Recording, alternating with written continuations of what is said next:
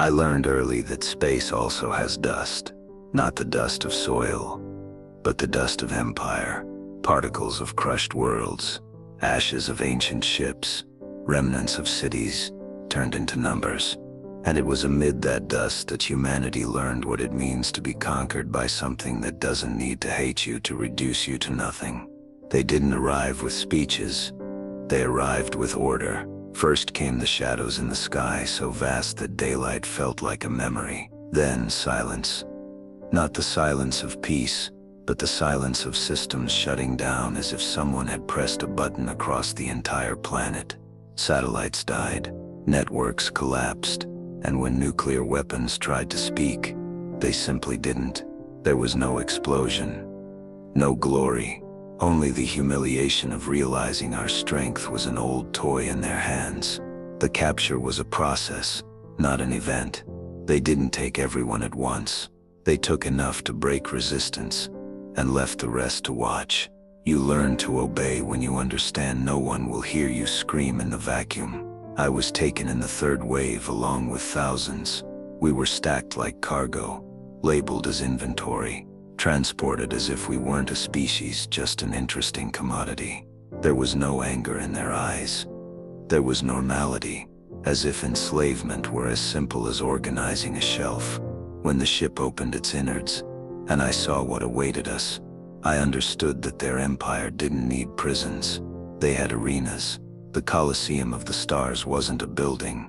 It was an orbital city built around a wound in the cosmos, a structure so immense it felt like an artificial world, spinning with its own light, endless corridors, stands stretching like continents, and a central arena that changed shape like a living creature.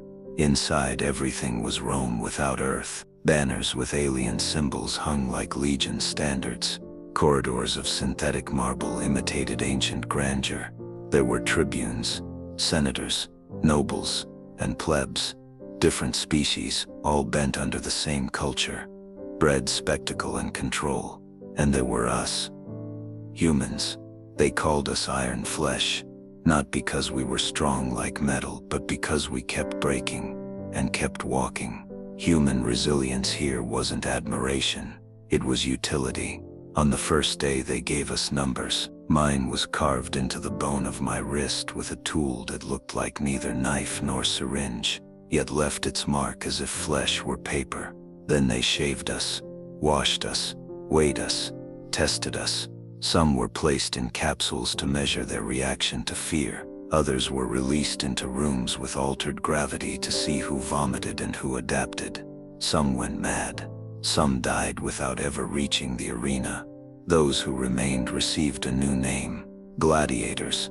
And here comes the cruelest lie in the Colosseum: being a gladiator is a promotion. You're a slave, but a useful one. Invisible slaves carry waste, clean blood, die in silence. Gladiators die live. At first I thought the arena was only violence. Later I understood it was a language the empire used to speak to billions. Every fight was more than entertainment. It was a reminder of hierarchy, a clear message of who rules, who belongs, who can be discarded with applause. The first time I stepped into the arena, it didn't look like an arena. It looked like a miniature planet, with dark stone ground, broken columns, and an artificial sky projected above. The stands were an infinite ring of eyes. I heard them like a tide. Not human cheers, but sounds from dozens of throats, vibrating at frequencies that made my head ache. And at the center stood me, wearing clothing too thin to keep out the cold, holding a light alloyed blade they handed me, as if it were a joke. Across from me, a gate opened. Something came out. I won't describe it as a monster, because that word is too human. It was simply another enslaved creature, pushed to kill or die, chains still hanging from its body. Its eyes were as desperate as mine. The Empire didn't put villains in the arena. It put victims against each other and sold it as fate. I survived that first fight for a ridiculous reason. I tripped on a stone, fell, rolled, and the blow meant to split me past inches away. On the ground, dust filling my throat. I did what the trainers always screamed in the corridors. Don't stop. I stood up before understanding, and when instinct took over, my hands did the rest. The arena erupted in sound. They didn't applaud my technique. They applauded the fact that I kept going. The crowd loves persistence, because persistence gives the illusion of choice. After that, I was no longer just a number. I became an investment. They gave me better food, a less damp place to sleep, a trainer from a species with scars too old to be decorous. He didn't speak my language, but he spoke the language of the Colosseum: repetition, pain, and discipline. I learned to fight under variable gravity. I learned to use weapons that changed weight in the air. I learned to recognize the sounds of different gates, because each sound meant a different kind of opponent. And I learned to see the politics hidden in the spectacle. Some nights, I was placed in easy fights for the crowd to laugh. Other nights, they threw me against impossible opponents to remind everyone I was disposable. And sometimes I was scheduled for special games, when senators wanted to send messages to each other using enslaved bodies as arguments. The Colosseum wasn't a sport, it was bloody diplomacy. It was on one of those nights, returning to the cells, that I saw something that shouldn't have existed there. A symbol scratched into the wall hidden behind pipes. It wasn't alien, it was human. A simple drawing made with a metal shard. A circle cut by a line, like a closed eye or a rising sun. Beside it, a word I hadn't seen written in far too long. Tomara. My chest tightened with a mix of hope and fear. Hope is dangerous. Hope makes you move. And in the Colosseum, any movement outside the script is punished. I touched the carving as if it might burn. Behind me, the Empire's cameras hummed along the ceiling, always watching, always calculating. Still, for a second, I felt something the Colosseum couldn't completely crush. The sense that I wasn't alone. Then at the end of the corridor, one of the guards passed by, and beneath his armor, I saw something impossible. A strip of human fabric tied around his wrist, hidden like an oath. There were no words, no dialogue, only facts, and the fact was simple. Inside the greatest symbol of imperial control, someone was trying to strike a match, and I, a gladiator, who had survived too long, realized that perhaps the arena wasn't the end of humanity. Perhaps it was the beginning. If the Colosseum never slept, it only changed the kind of hunger it fed. During combat cycles, the arena pulsed like an artificial heart. Trillions watched, wagered, argued. Every fight was broadcast across entire systems, narrated by voices trained to turn death into entertainment. Blood was not an accident. It was the main product. We humans were quickly pushed to the center of that theater, not out of mercy, but because of performance. With each fight, someone in the Imperial administration adjusted probabilities, swapped environments, calibrated brutality levels. The arena changed constantly. Deserts with unstable gravity, toxic jungles, suspended platforms over energy chasms. The rule was simple and immutable. Survival guaranteed nothing beyond the next fight. I learned early that winning was not the goal. Endurance was. The audience didn't want efficiency. They wanted resistance. They wanted to see bones that would not give way, breath that refused to run out, eyes that stayed focused even when the body begged to collapse. And in that, we were good. Too good. Over time, humans began to receive names. Nicknames created by the crowd, repeated by the commentators, etched into the luminous panels of the stands. Names were dangerous. Names create memory. Memory creates attachment, and attachment creates political problems. I watched companions die in festive arenas, scheduled for imperial holidays. I saw alien children laugh while creatures tore human bodies apart beneath showers of colored lights. I saw senators raise their cups and toasts when a final blow ripped a breath from someone I knew by the smell of fear and the rhythm of breathing. I also saw something else grow, silent and unsettling: admiration. With each cycle, more bets were placed on humans. With each season, more improvised chants rose from the stands. The term Iron Flesh stopped being a technical label and became a brand. Human symbols began appearing on audience banners, stylized, appropriated, stripped of meaning, but present. That disturbed the upper levels of the empire, not because of empathy, but because control depends on predictability, and admiration is unpredictable. The administrators reacted the only way they knew how: by escalating violence. Multiple fights, opponents chosen not to defeat us, but to humiliate us. Species considered invincible were thrown against exhausted humans with faulty equipment in environments designed to break us. The message was clear: remind the audience that we were disposable. Some broke. I saw men give up while still standing, empty-eyed, accepting the final blow as rest. I saw others lose their minds, attacking referees, screaming words no one understood.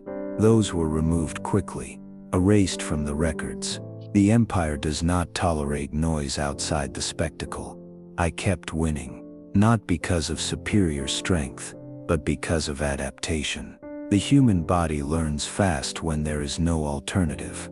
I learned how to fall the right way, how to use an enemy's weight against them, how to breathe in hostile atmospheres, how to fight exhausted, how to fight wounded, how to fight when the mind had already surrendered. And each victory pushed me further from freedom. I was transferred to a better sector: less humidity, more surveillance, more attentive trainers, medics who didn't heal out of compassion, but to protect an investment. That was when I noticed something new. Humans were being grouped together, no longer scattered at random, but placed nearby, as if someone wanted to observe patterns or facilitate contact. It didn't take long for the signs to multiply. Discrete markings on walls, repeated symbols. Glances held a second too long. Guards who delayed instructions on purpose. Food left in unlikely places. Nothing explicit, nothing reportable, just enough for those paying attention to understand. There was coordination. The Colosseum taught many things. One was how to read an environment. Another was that every empire has cracks, and they appear first where the pressure is greatest. The pressure was there, in the arena, on a night of maximum games. When the crowd demanded something unforgettable, I was thrown into a triple combat. 2 opponents from different species, both designed to kill me quickly. The arena simulated ancient ruins, broken columns, dense shadows. The intent was clear: erase me in front of everyone. It didn't work. I survived too long. Every extra minute turned expectation into tension.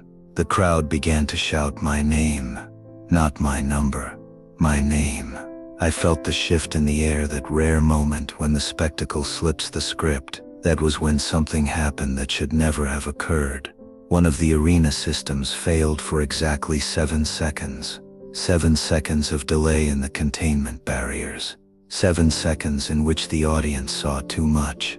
They saw blood that wasn't staged. They saw real fear, not the domesticated fear they paid for. And in the upper boxes I saw movement. Senators leaning forward, advisors whispering. The Empire realized, in that instant, the mistake it had been making, turning slaves into protagonists. I won that fight, but there was no official celebration. I was removed too quickly, without the usual ritual. In the corridors, the silence was heavy. Guards avoided eye contact, and as I passed a maintenance door, someone deliberately dropped something on the floor. A small folded metal fragment. Inside, a single sentence etched by hand: "The arena is the beginning." That night, while the Colosseum roared above like a starving god, I understood the most dangerous truth of all. The Empire put us to fight one another to keep us divided, but without realizing it, they taught us exactly how to fight together. And when gladiators learn that, the spectacle changes, and the arena kept roaring.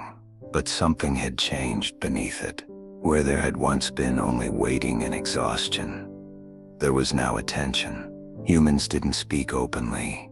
The Colosseum had too many ears. But we learned to communicate the same way we learned to fight, through minimal signals, through patterns, through absences. A repeated gesture, a symbol scratched and erased, a calculated delay. It wasn't an organized conspiracy. Not yet. It was something more dangerous: collective awareness. We realized we were no longer alone against one another. We realized that the arena, by forcing us to survive, had created something the Empire never planned. Trust forged under fire. Anyone who fights at your side and does not abandon you learns your rhythm, your limits, your courage. And that does not fade with chains. The administrators sensed the shift before they understood its cause. Surveillance protocols were expanded. Extra guards appeared in the corridors. Training became more isolated. They tried to separate us again, to redistribute humans into distant sectors. But it was already too late. Contact had been enough. That was when the accidents began. A gate that didn't fully close. An elevator that stopped on the wrong level. A containment field that flickered for seconds beyond acceptable limits. Nothing big, nothing heroic. Just small failures that, taken together, pointed to something larger. Someone inside the system was helping. We later discovered it wasn't one individual. It was many. Technicians from subjugated species, guards from peripheral provinces, servants who had lost entire worlds to the Empire, and now watched humans bleed for entertainment. The Colosseum didn't unite only gladiators. It gathered resentment. The first direct communication between humans happened during a night transport. We were placed in the same compartment by logistical error. The lights failed for too long. The silence grew heavy. Then someone spoke my name. My arena name, not my birth name. "You don't fall," the voice said. "Even when you should." I didn't answer. Not out of fear, but instinct. Words were dangerous. But looks say enough.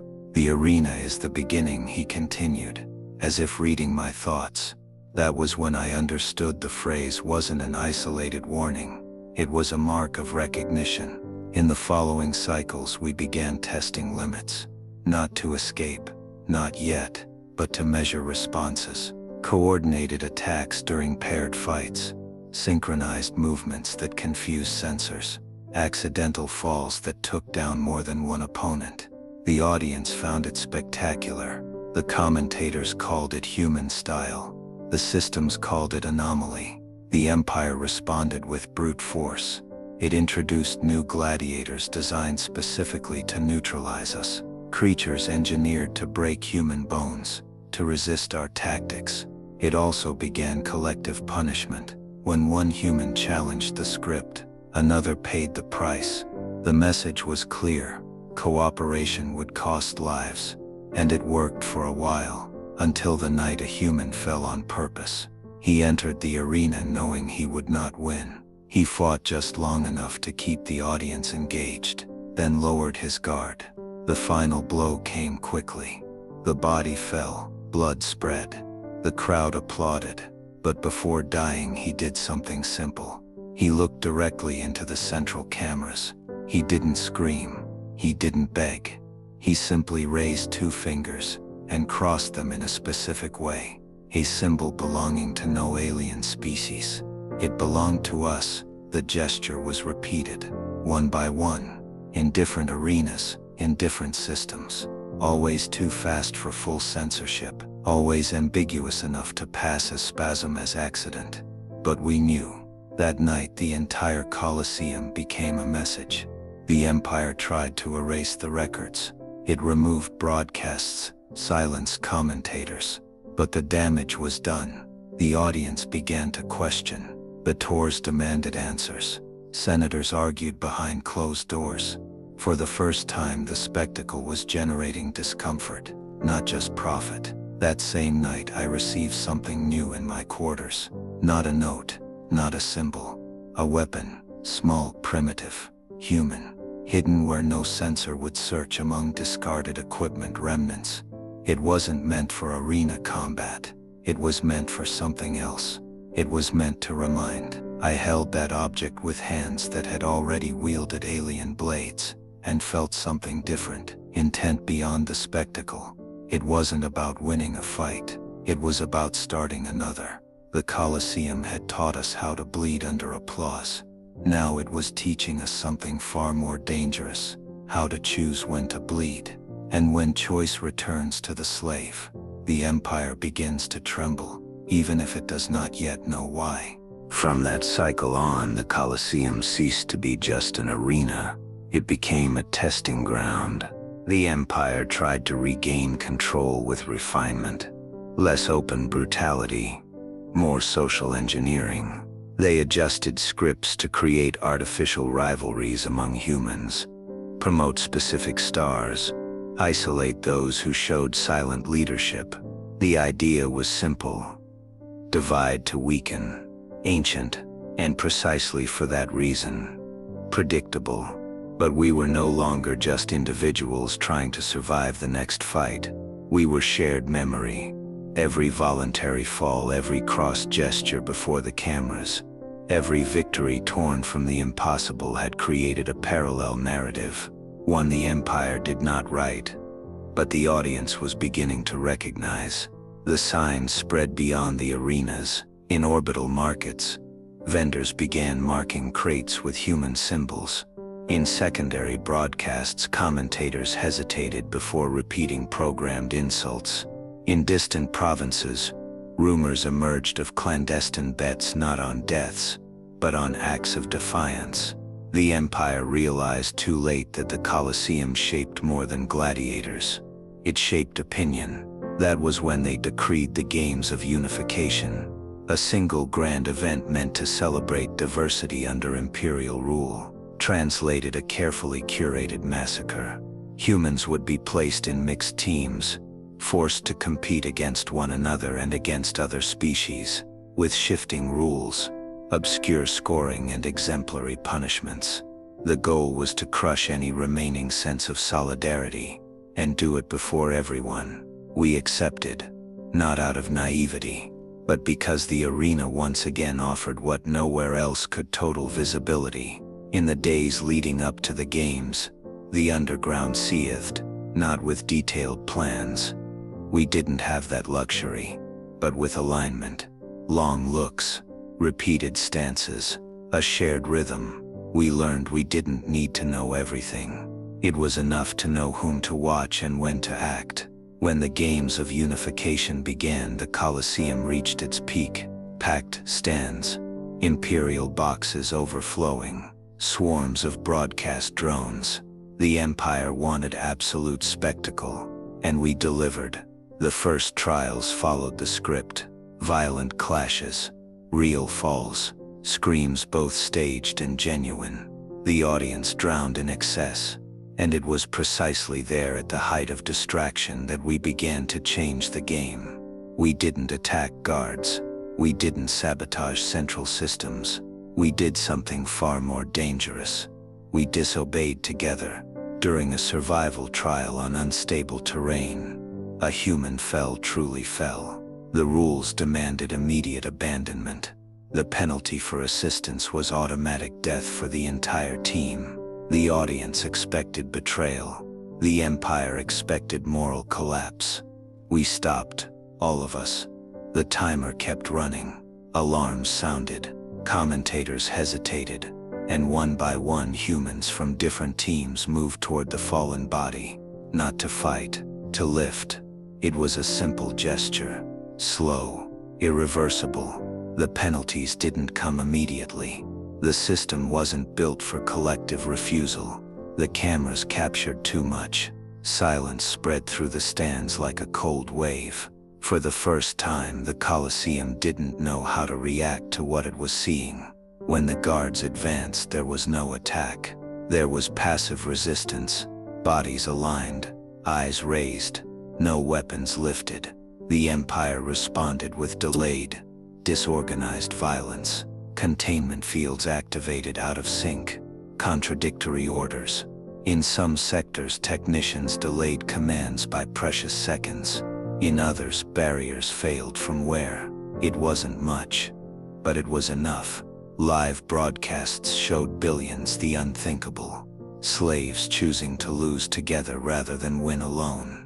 The spectacle split into two narratives, the official one and the real one.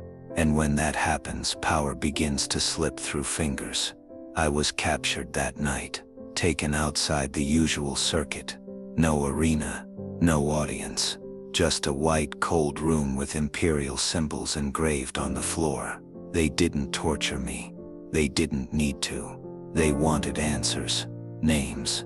They wanted to know who was leading. I smiled, because that was their final mistake. There was no leader. There was a moment, before the session ended. Something happened that should never occur at the heart of the Colosseum. A partial blackout, brief, surgical. The lights returned too quickly to be a common failure. But in that brief darkness I heard something I hadn't heard since Earth. A chorus, low, contained, human. It didn't shout for freedom. It didn't beg for mercy. It only marked rhythm, an ancient cadence, impossible to erase. The sound of many breathing together. When the lights came back on, I knew the Empire could control arenas, weapons, and narratives. But it had lost control of time. And when time begins to work against an empire, rebellion is no longer an idea. It is simply the next scene. The rebellion did not begin with explosions. It began with absences. On the morning after the partial blackout, 3 fights were canceled without explanation. The panels announced technical adjustments. The commentators smiled stiffly. The audience, accustomed to punctual bloodshed, found the delay strange. And yet in corridors where imperial orders once echoed, there was silence. An active silence, heavy with choices. The humans transferred that night did not return to the common cells. We were redistributed, separated, isolated. The Empire believed isolation breaks the will. Sometimes it does. Other times it concentrates it. In my cell I found fresh marks on the metal, scratches made with precision, not to count days, but to map shifts. In another wing, someone had dismantled a punishment emitter and rebuilt it as a listening device. On a lower level, a group of subjugated species, non-human, deliberately delayed supply transports. Small acts, nothing heroic, everything synchronized. The Colosseum was an organism, and for the first time it was feverish. When the games of unification attempted to resume, the Empire chose to raise the stakes. It announced a final fight without restrictions, promising collective pardon to the winner. The trick was old, turning hope into a knife, but the announcement produced an unexpected side effect. In the stands, part of the audience booed, not loudly, not continuously, just enough to be noticed and recorded. The fight began. We entered the arena in mixed teams as planned. The floor shifted, barriers rose, drones descended, everything according to the manual. The mistake was assuming we were still playing the same game. The first blow was not an attack. It was a coordinated fall. One human dropped, then another, then an allied species. In seconds, the arena became a mosaic of bodies on the ground, alive, motionless, refusing to perform. The system tried to force progression, shocks, sirens, environmental changes. It failed, because there was no target, no aggressor. Then something changed outside the arena. Secondary screens, the ones that displayed statistics and bets, began showing unauthorized images. Service cameras, corridors, open cells, guards retreating. Someone had learned to use the spectacle itself as a vehicle. The audience saw, and upon seeing chose. It was not an open revolt. It was worse. It was the withdrawal of applause. The empire fed on attention. Without it, its strength seemed too theatrical, too expensive, too slow. Imperial forces advanced to end the fight by force. At that moment, the barriers failed in sequence. Not all of them, only the right ones. The arena, designed to contain, became a passage. We ran, not out of the Colosseum, that would have been suicide, but into it, into technical levels, maintenance rings, routes that exist only because someone must clean the blood after the show. There, where the empire never lingered, we found unlikely allies, exhausted technicians, neutral operators, species that had bet on order and lost.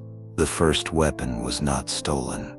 It was shut down. Without the central containment field, the Colosseum ceased to be a prison and became architecture again. Walls, doors, height, human advantages. We did not win that day. We did not seize the empire. We did not free everyone. But something irreversible happened. We stepped out of the script. When the transmission was cut, it was already too late. What mattered had been seen. The empire announced isolated incidents. It reinforced garrisons, promised exemplary punishment. None of it erased the newly created memory that the arena could fail. And when it does, power must negotiate. At night, hidden among ducks and shadows, we heard what no one expected to hear there, songs from other species. Not our words, not our melodies, but the same cadence, the same rhythm, the same refusal to be reduced to entertainment. I do not know how much time we have, nor how many will fall before this ends. I only know that the Colosseum, the greatest symbol of domination, became the first place where the empire had to improvise, and empires improvise poorly. If this story reaches someone beyond these walls, let it be clear we were not heroes. We were athletes forced to learn politics through our bodies. We were slaves taught to cooperate under spotlights. We were the statistical error the system failed to predict. The rebellion did not begin when we raised weapons. It began when we stopped fighting the way we were told. And now at last the spectacle is over. The next act will not be broadcast, but it will be remembered.